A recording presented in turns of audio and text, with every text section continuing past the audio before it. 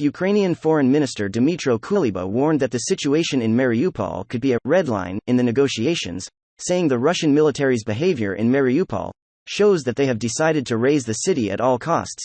The situation in Mariupol is both horrendous and heartbreaking militarily, Kuleba said.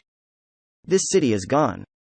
The rest of the Ukrainian army and a large group of civilians are basically surrounded by Russian forces.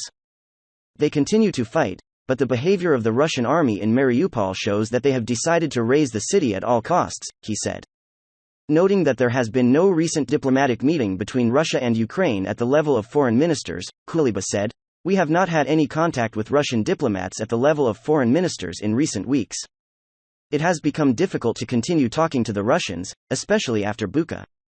As our president stated, Mariupol is a red line. Could be," he said.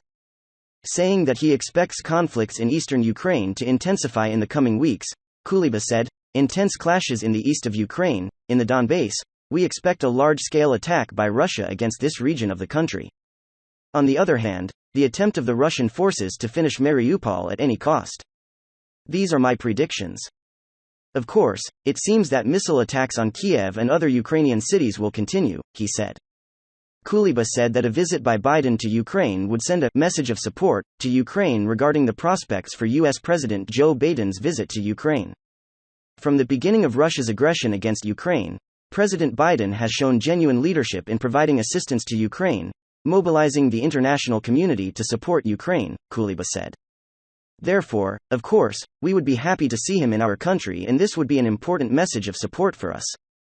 In addition, a personal meeting between the two ministers of state can pave the way for discussions on the provision of new supplies and weapons to Ukraine and a possible political solution to this conflict, he said.